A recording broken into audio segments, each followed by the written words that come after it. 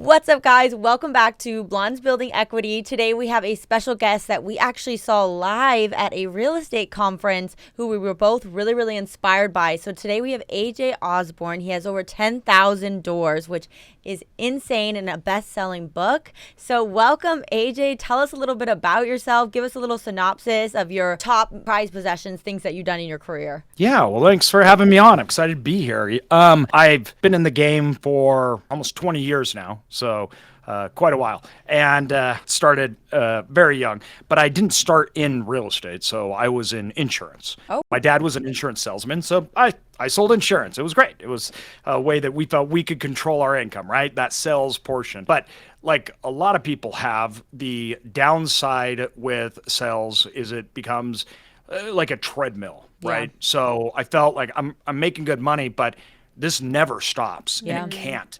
And I really started feeling like I'm not building anything for the future.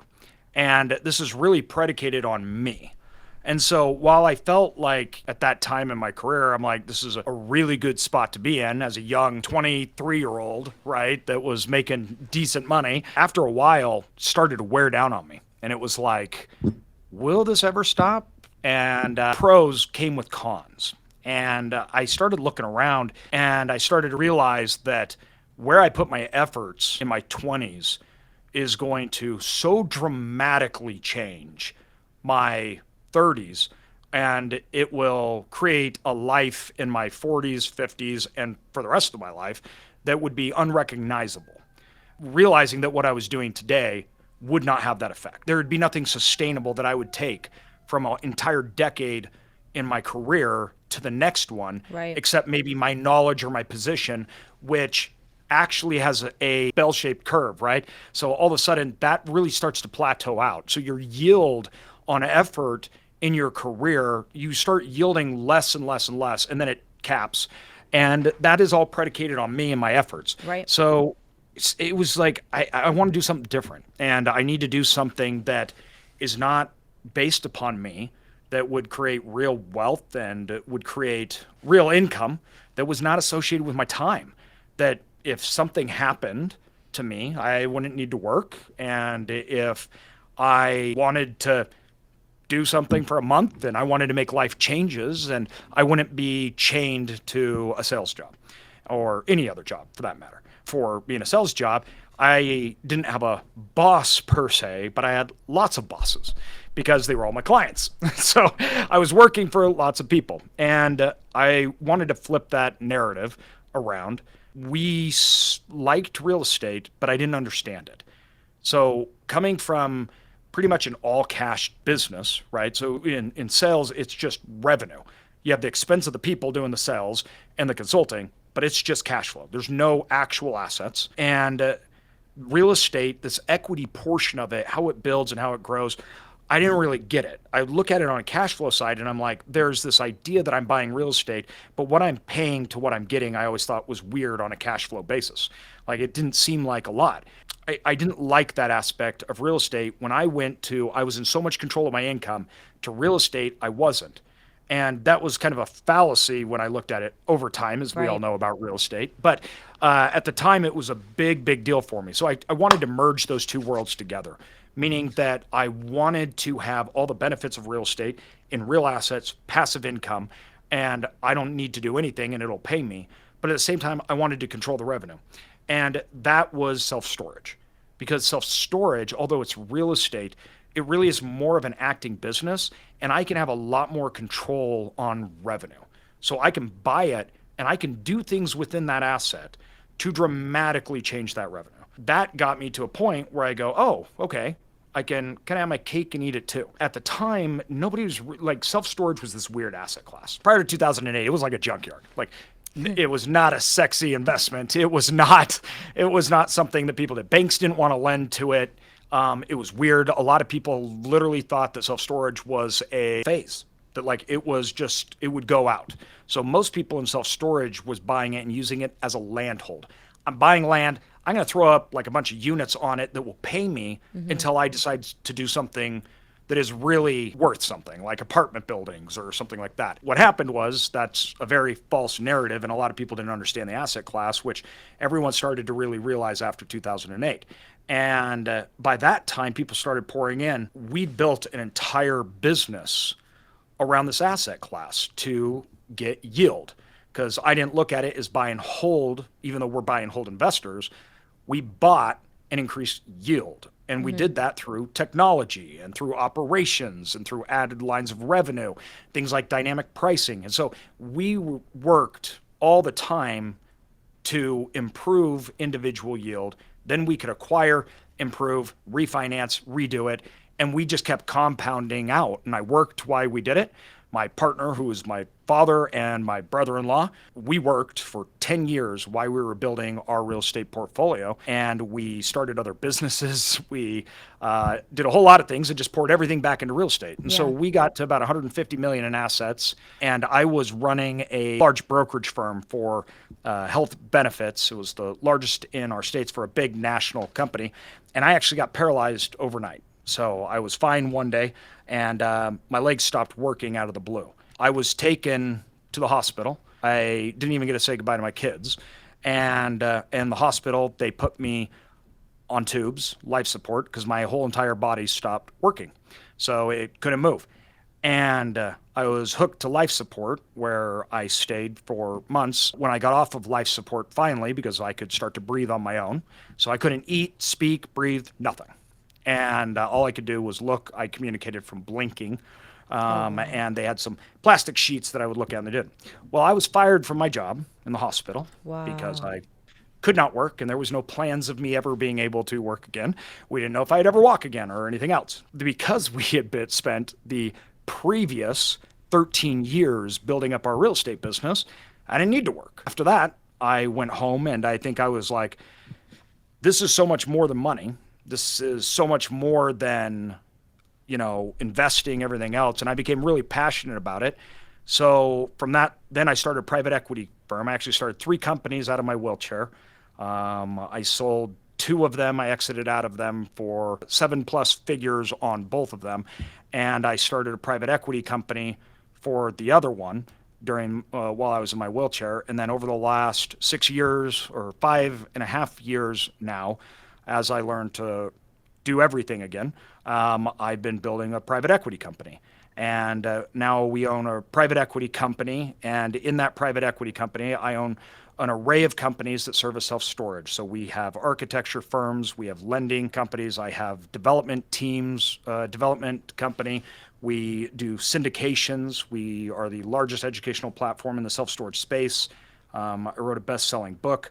I own a tech company out of that services self-storage, founding members of and own largest co-op in the space, as well as other random companies that I now own and do. And that pretty much brings us to today. So I think we own over 2.5 million net rentable square feet, which equate to over 10,000 doors across 8-9 states currently. Wow. And then about 6 companies within that ecosystem, and then about 4 companies outside it.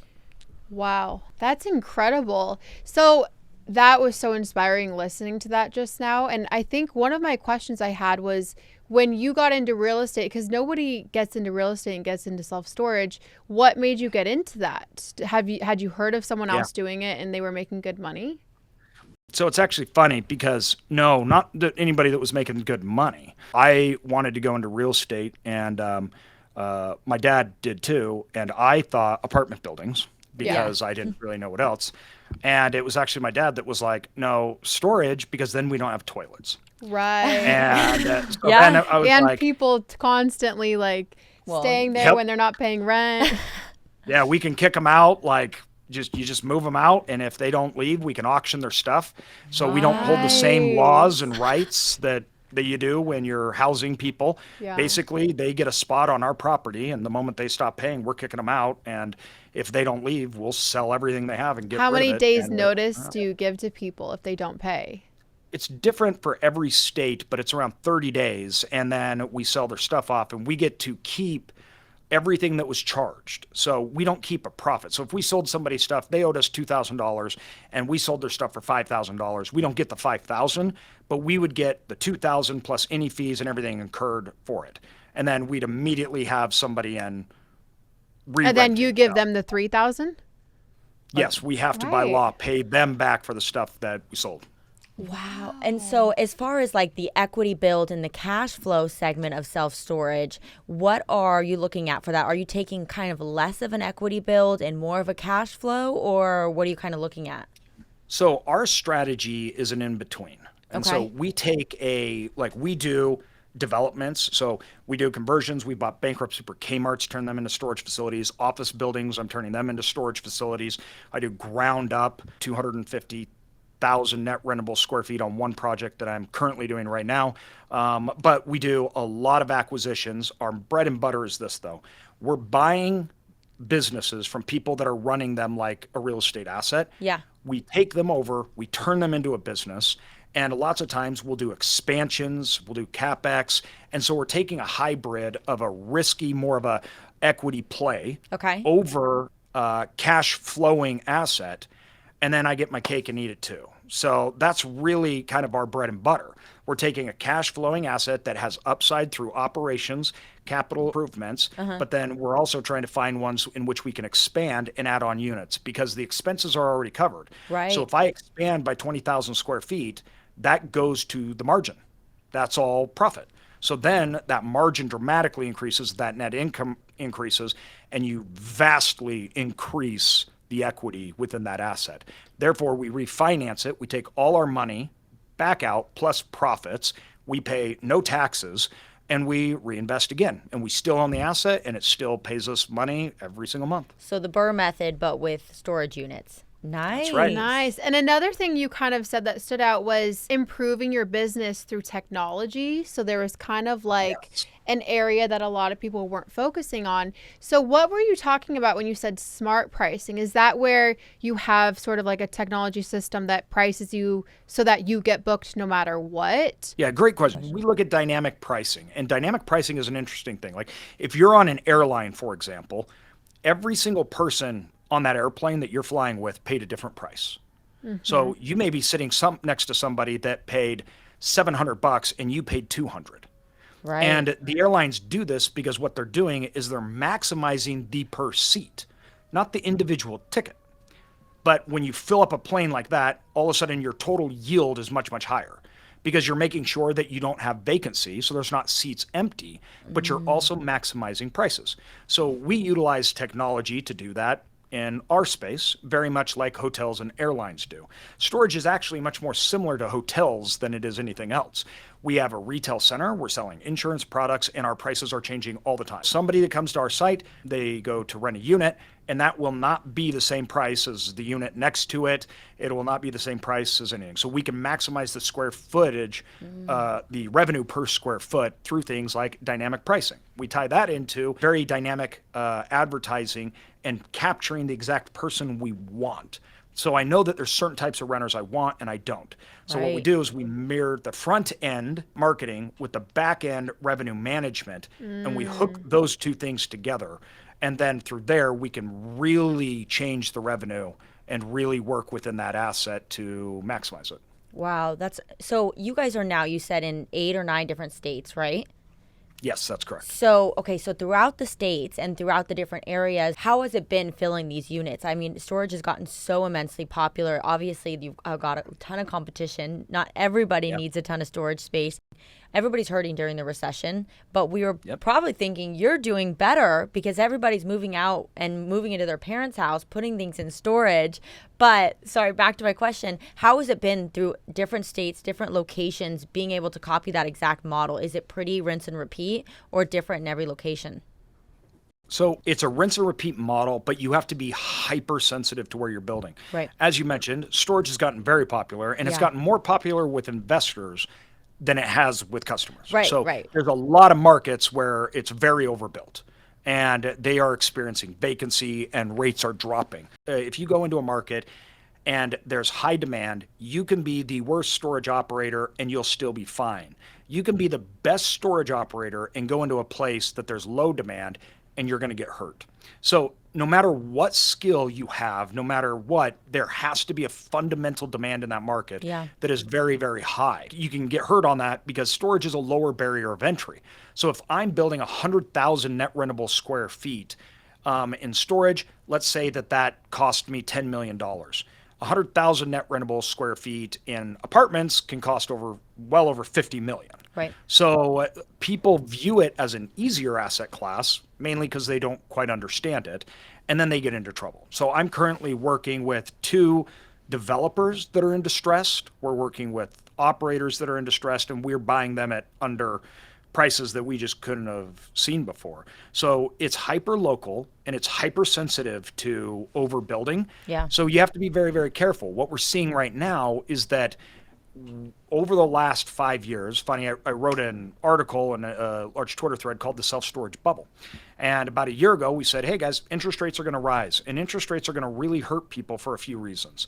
They're going to hurt people because of how interest rates rising hurts traditional real estate people. They have floating rates, they need to refi, or they're based on a cap rate, and the change in interest rates affects cap rates, which affects values. Yep. And so we tell people, don't play those games, you get in trouble. Right? Saw this in 2008, and we bought a lot of people after 2008. And when we look at this, it hits another side, and that is the tenant. Now, when interest rates were at 3%, everybody was moving. So moving across the United States went bonkers. Everybody was buying and moving. Movement is good for storage. So in 2008, everyone lost their homes, which was devastating. But for storage, it actually created demand. Right. Now, it's not like storage was good. It was still hurting, but it was nothing compared to other types of real estate assets because people were losing their homes, they were downsizing, they were moving. What we have now is actually the opposite of both ends. We have stagnation. So 92% of everyone that has a mortgage in the United States is under 4.5% interest rate. Right. And they're on 30-year mortgages. Now, once you go up to like 6%, it's like 99% of everyone is under that marker. What that means is if I own a home that's worth $200,000 and I went out and I wanted to sell and move to another place, I would be buying a home and I would, at the same price, it would double my monthly payments or more. That means in order to get the same amount, I have to get much, much less. So nobody's moving. Yeah. And everybody looks at that interest rate as it's gold. And that creates almost a stagnant part of our core market because the vast majority of our renters are single family homes. And a lot of people think it's people renting.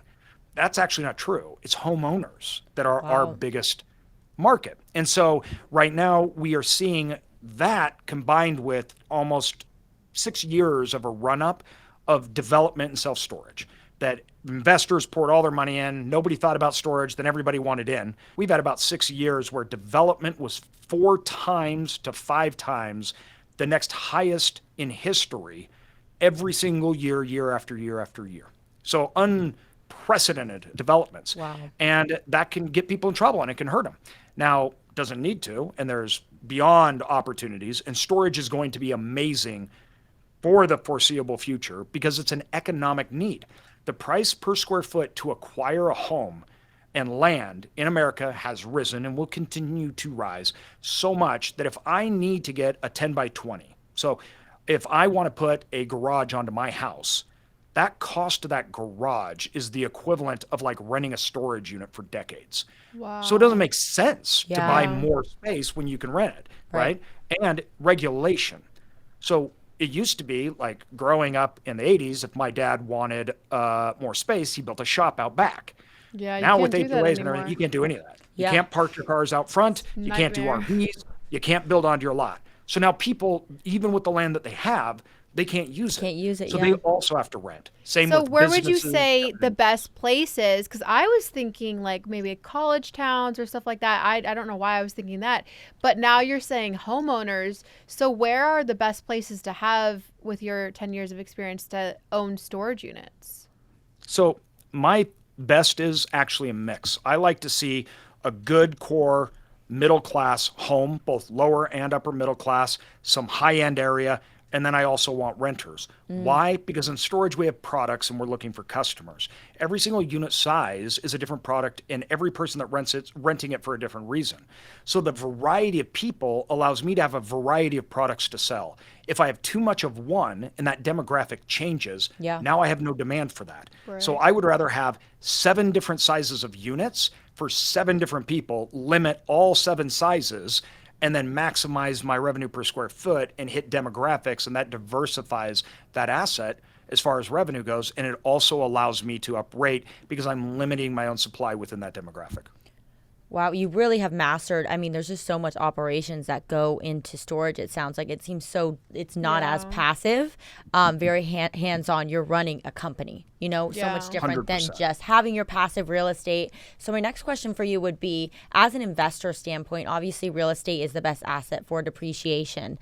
If you're lacking a lot of the things that could depreciate on a building, does it have that same benefit, that cost seg of 27 years depreciation for investors? Yeah, so it does. It isn't as high as, let's say, an apartment building, but Okay. we also have to remember that it's predicated on the amount that you put in. So although we can cost segregate less in that first year, we also have less we're putting in. So it's not like if you were to look at a traditional real estate asset class, any of the food groups, whether that's industrial, whether that's a hotel, right? We probably line up more towards the middle of how much we can depreciate. We're not a hotel, Yeah. and we're not a big multifamily building that has wiring, light bulbs, all that kind of stuff. But we're also not just big empty spaces. We have offices, we run powers to our units, we do, all sorts of stuff. So we actually do get really good depreciation from it, which has been helpful, especially, as people are trying to take advantage as that depreciation that we can capture starts to drop a lot now. Right. We're at 80% compared to last year. And one of the reasons we invest the way that we do is because I don't want to recoup.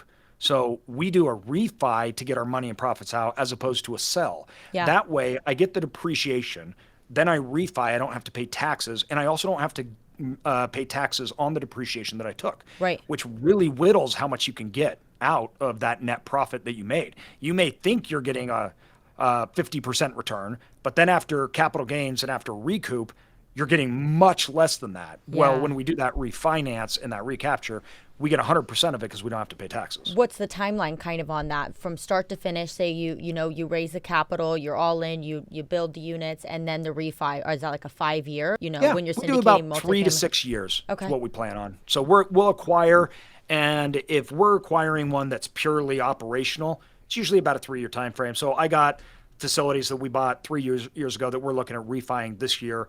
Right now, if we need to do larger work on it and expansion, developments, then you're pushing it out to that 5-year mark. What was your first deal that you did in storage? Did you go like big right away, or was it like smaller? Yeah. No, very small. So we were in very small markets. Like the first one, you're talking about cities that no one's ever heard of. It's 5,000 people, like Yeah. out in the middle of nowhere. So we started out very, very small, and we've just got bigger over 15 plus years. We understood scale. We had more money and more capital that we could redeploy. We got better at our trade, and so we felt more confident as we worked up and built up. But when we started, it was little cities out in the middle of Idaho that no one's ever known. How many units was it, or how many like storage units? So storage units, I don't even know if it was 100 doors. And now that may seem Wow. like a lot of doors to some people, but when you're storage, Yeah. it's a No. fraction of the cost. So Yeah, it's not yeah. nearly as much. So Right. it was maybe 60, 80 doors. It was you're talking about a few 100,000. Right. Wow. And so if you could, now that you have all the knowledge that you have today and you could start completely over, what would you do? So I actually I would probably do that same route. Wow. Because when you go into small towns and you buy from these very mom and pop operators, there's usually no sophistication whatsoever. So there is no type of technology. There's nothing. So you True. can buy them and improve them very quickly. And there's not a lot of competition in those markets. Now, small markets can be dangerous. Right. Because they are adversely affected by market cycles. So if you were in a small market when interest rates were 3%, somebody would be willing to pay you a good amount of money maybe for your asset. But when interest rates rise, it's much harder to get financing in small markets. So it becomes very hard to sell then those Right. assets.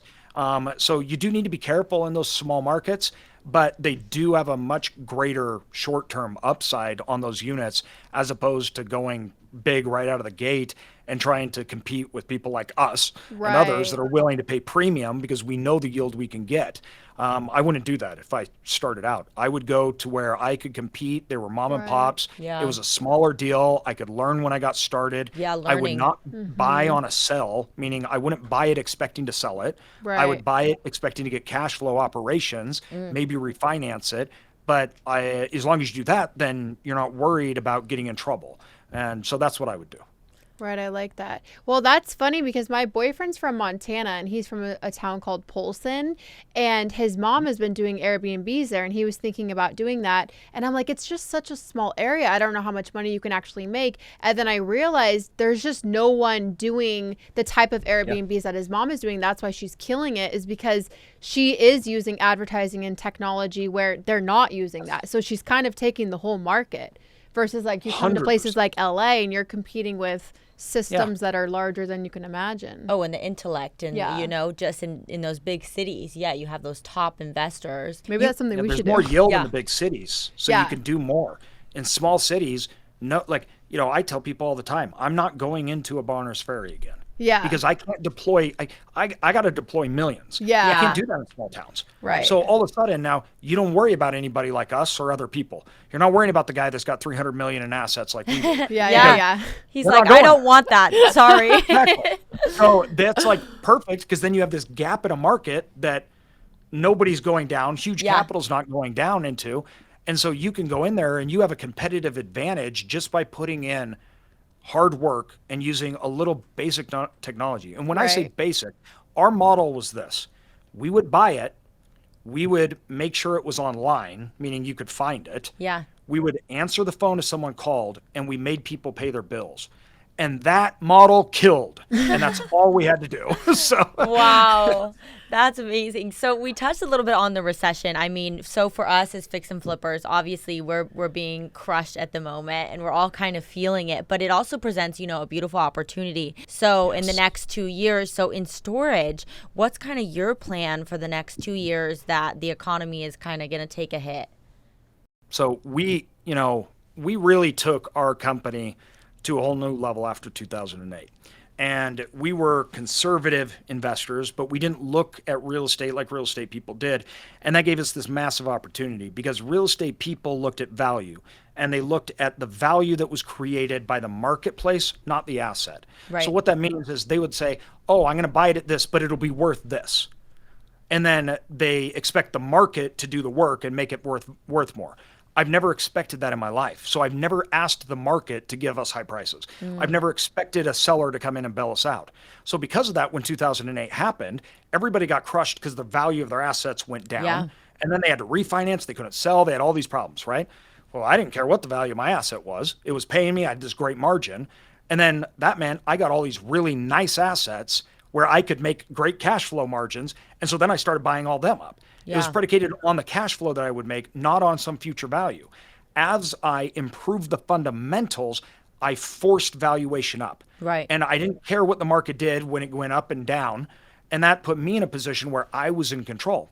So when I'm in markets like today, Yeah. we're salivating. I'm like, we just opened our distressed fund where we're going out and we're finding these sellers. We had a storage operator that we were talking to 3 months ago that went to market at 8.5 million. We're at 6.5 million under contract. So we're buying things at prices that we You could have could not never- have gotten yeah. for the last 5 years. Yeah. So Wow. this is if you're starting this, a lot of people are like, well, I'm just starting out. This is a bad time to invest. This is the best time to invest. And it has nothing to do with the fact that prices are hurting or anything else. It has to do with options, meaning sellers have no options. So when we talked about those small cities, right? If you go into a small city today and a seller wants to sell, you're probably the only one that's going to buy. Right. So that means you can say, I can't get debt. Seller, you have to finance my project. So you have to seller finance it. And this is what we did in small towns. Now they Yeah. took all the risk. I own the asset. I get all the cash flow, and I don't even have debt on it, and I own it all. And so all of a sudden that allowed us to grow. And we could take advantage where when markets are really hot and interest rates are low, all of a sudden sellers like, no, I'm going to sell to whoever will pay me all cash and today. It's really hard for somebody starting out to compete when competition's hot like that. Now, no, sellers need to sell and they need options, and you can work with them. They're going to work with you. They're going to be realistic, and it's the best opportunity. We'll grow more probably in the next year or two than we've grown in the previous 3. Wow, but you have to have money to grow in this time, right? Because how is it for you raising funds? I mean, I know Yeah. for us, definitely the private investor money, everybody's illiquid. You know, stock market crashed, Yes. crypto crashed. It's not the same money era that it was where everybody had money. So we're going to every investor and they're like, I'm broke. It's a recession. Yeah. 100%, and this is a reality. So even with us and looking at our funds, everything else, it's it can be a lot harder to raise money. Now, when you're starting out, I think there's a few things. First of all, you can buy properties without putting money down. And one of the ways that you can do it is work in combination with the seller. So, all right, seller, I'll buy you, but 30% of the purchase price, you're going to seller finance, and we're going to work with the bank to allow that to be the down payment. Then you're going to get the 80%. And then in 5 years, I'll refinance it again and give you the rest of the money out. And I'm going to pay you the whole time. I just bought the property and I put no money into it. Yeah. And so we're doing that today with sellers. And so you have to be creative, but the market allows you to be more creative. Now, another thing that you need to look at is if you do need to go out and get money to invest, like I do, you do, and a lot of people do, especially at our level, I need lots of money. Yeah. Well, we're looking for people that understand, okay, now is a rare opportunity and window. Yeah. So you've got to really curtail that conversation to who you're talking to, and the ones that say, I get there's opportunity in recessions. I don't know how to take advantage of it. Yeah. You do. So I'm going to team up with you and give you money. You do the work. You take advantage of it, but I get to take the opportunity in the recession. So you got to find all the people that were scared to invest the last 5 years, holding on, cash is king, because all the investors, they're like, yeah, everything's down. Yeah. Yes. I ain't got no Wow. So money. we got to convince those scared individuals that just never made a move until now. And we're like, this is an opportunity of a lifetime. Wow. So that's many people awesome. say, if I was back, if I could go back to 2008, I'd buy everything. Yeah. Those same people now are like, well, it's a recession, so I'm not going to buy. I'm like, Yeah. but don't you understand? Like right? That's what happens. And I Yeah. always say, well, do you think that everything's going to fail? Well, no. Okay. Well, then if it doesn't, what is the outcome in this scenario? Yeah. That's a really good I think deal. it just matters how long the recession is going to be, because I know a lot of Yes. people that they have some cash, but if they deploy that cash and we're in a recession for 3 years, they're going to run dry. They're not going to have Yeah. any more money. So you Exactly have to right. have enough money to like make it to the other side, to where you're starting to get equity build and making money again. Or they're worried about their job. Yeah. Like, Right, well, I can give you this yeah. money, but if I lose my job, I have nothing now. Right. And so, yeah, you're going to have to deal with a lot more people that they have money to invest and they still have cash reserves. And that starts to limit down options, right? Right. So now you're dealing with more higher net worth individuals, things like that. But so like for us, we can only deal with accredited investors. And so there is that learning curve and that working, and you have to work 10 times as hard to get the same amount of money today Yeah. as you did a year ago. That's just a Yeah. fundamental truth that is you can't get around. Right. You got to make 10 times the calls. You got Yeah. to meet 10 times the people. It's 10 times as hard today to get investors. As And it I was don't think we realized how easy it was, because we started like a year ago and we were getting so much money right away, and we're like, wow, this is really easy to Yeah. raise funds. Yeah. And now that we're kind of It in was a so much harder to downturn- find the deal, you know? Like, it was Yeah. impossible to Yes. find a deal a year ago. And But we were like, then- we got money. Once it was easier to find money than a deal, and now there's deals everywhere, but there's no money. So we're like, oh, how do we get this deal? I tell everybody it's a scale. If execution is easy, the other side of the scale goes down, and that means the opportunities are gone. Yeah. Now, if prices go down, so yield goes up, opportunities goes up, that means execution is hard. Yeah. All supply and demand. The less people, the better the deals. The more people, the better the deals. And you got to work with investors that intuitively understand that, Right. and intuitively also understand that that's why this opportunity is here. Yeah. And the moment that you're ready and everybody else is ready, the opportunity doesn't exist anymore. Right. So Yeah. you'll miss it. Wow. And so what do you feel like you explained that you have this other company and you've been doing that for the past, was it 10 years? So is that your active income source? You have a few other companies. I think what is the balance between, like, a lot of people, I mean, even us, we're like, you want to do real estate full time, but sometimes it's not as realistic. You always kind of need, unless you're flipping, your active income to afford your passive income. So what's that balance for you? You have your other companies, or do you think you could just do self-storage and be able to fund the next deals? Yeah. Well, at this point, I wouldn't have to do anything that I do. Right. But I think when starting out, it's a good. What you talked about right here is an ongoing problem that everybody has, and I had for a decade. So I've been now doing this for 18 years. The first decade, I worked a full-time job and invested in real estate and started other companies. Yeah. So out of control, right? I worked in my 20s what most people will work in their entire lifetime. Right. And it was because of that problem that you just mentioned. Yeah. I didn't do it smart. You could do it way better. And if I would have done it right, I'd be 10 times as big as I am today. Yeah. And so I think that you got to look and you say, I think everybody should say, I want a income that is not correlated with my active income. So I actually have three legs to income. I have cash-based, I have equity-based, and then I have scale. Okay. So like my tech companies are scale. I make no money from that at all. I put $1 million into that, or 3-4 million. That should be 50 million in 5 years. But I don't know, and I'm not making something from it. That's the smallest portion of income that I will place into an investment by far. Now, the equity portion is a real tangible asset that also pays money, but that's generally real estate, like you're talking. The problem is, though, it costs a lot of money and the returns. So now you get into the problem where you're like, I'm investing, but I don't get enough money to retire and still invest. Yeah. I may be able to live off it, but I can't keep investing. Right. That was my problem. Then the third one is more of that active income that you talk about, or I look at as purely passive. So I worked really hard to try to build out all three legs and build out so my real estate company is actually not predicated on my income. So I built side incomes to try to supplement my real estate income as I was going. Then once all three actually work together, then it's a wealth rocket ship, right? Then it just explodes.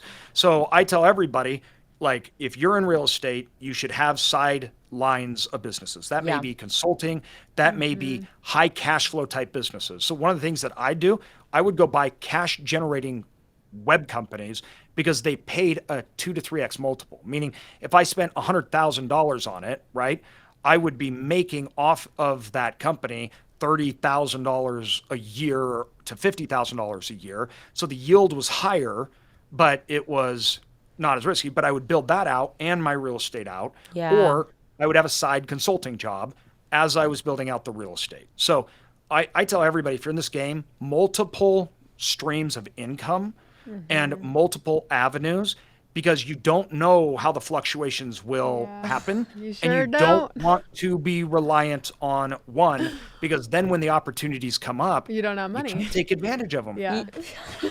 You're preaching to the choir right now. That's what we've been trying to navigate, is just we really dove in full-time real estate, and we were just crushing, just so locked in and focused, and then realizing, okay, wait, you kind of have to have this balance, because real estate, as much as you're building wealth, it will suck you dry so fast. Yeah. So fast. And then if you want to hold it, and like right now we're in a position where we want to hold some of our properties and wait for the equity to build a little bit, and maybe Airbnb, short-term rental, and we don't really have that option as much as we maybe should have, because we were so full-time in real estate investing and not having like a bunch of other side things. So I think I'm realizing the importance of that. Yeah. But you must have serious time management to be able to do all of them, because it's like we both had businesses before. And so now we're trying to run those other businesses with our real estate business. together at the same time, and it's a lot of work. Yeah, because when you're focused, lot you're of work. focused. Like I read the book, The Power of the One Thing, and that was when it really changed my life, and that's when we dove into real estate full time, because I was always, all over the place with the things I was doing, so many things at once, and I was like, whoa, it was a rocket ship when we focused, but now we can't focus again. So I'm like, I break it down like this. So my ancillary side stuff that I want, I have operating. So I have holding companies. Yeah. My holding companies own companies under them. I have two holding companies. One is a operating holdings company. That means it holds the companies and equity and everything that I am operating or I have a say in. I may be on the board, or I may be actively, like my main private equity company, I'm the CEO, run it day to day. I have another holdings company that is investments, and that holds cash-based investments, which I really have nothing to do with. And so what that allows me to do is I'm shifting money from one to the other. So I'm moving it into that side cash-based business where that stuff that I have nothing to do with can pay for all my bills and I can live on. And so as I accrued that up, whether that was through partnerships or websites or all these different little things that I did, books, anything else like that, all that grew so much to where even the side stuff that I don't need to do, I don't need to worry about, and I could always do my real estate stuff, and I could do it and not take a dime out of it. Yeah. So that focus area, I put into practice. My what I would call my ecosystem of real estate companies, that is all focused. The other things that are not focused on that but pay me, I don't want to actively operate. Right. And that's how I got around that problem. Wow. I mean, this has been so helpful. I mean, Yeah. you're so knowledgeable. I'm excited for you for this time because you're going to be acquiring so much real estate. Hopefully we will be hope too. so. Yeah. Yeah, you got this. I think we're excited about the opportunity. We just got to raise funds, Yeah. really Right. tap into those investors that you pointed out today. And so anybody listening, obviously we're all struggling right now. It's a crazy time, but it's also a crazy opportunity. So don't get scared and, run away right now. This is your opportunity to get creative, do creative financing, learn how to raise money with those different investors, try a different strategy, hit up AJ, he, take his course, figure out how you can get into storage units and syndicate some deals for him. We know Brittany does that for you. She was the one who told us about you. And I'm like, Yeah. that's awesome. She's like, I love storage. Yeah. I'm like, cool. Yep. You made storage more luxurious. You I was like, we did. should get into storage. Like, I never thought about it Right. like this. Making it interesting. Yeah. So, And now people always- everybody's like, storage unit. Yeah. You made it too interesting. Everybody's interested. Too interesting. That's right. You're like, wait, please stop. Like, not that cool, everybody. I'm just a big nerd. So Well, thank you so much for coming on today. Do you want to tell the audience where they can find you, Instagram, YouTube, anything like that, or your courses or anything like that? yeah, you can go to Instagram, AJ Osborne, and then for anybody that's interested in self-storageincome.com. Thank you. Awesome. Thank you for being such an amazing coach this last hour. I've learned so much. I know. I've learned a lot too. Yeah. Happy to. This was fun. Thank you guys for having me on. I really appreciate it. Yeah, and thank you, audience, so much for listening. You guys can always follow us at Blondes Building Equity, Instagram, TikTok, YouTube, all of the things. Make sure you guys hit that subscribe button. If you're on Spotify, make sure you follow us and listen every single week for a new episode of Blondes Building Equity. Thank you.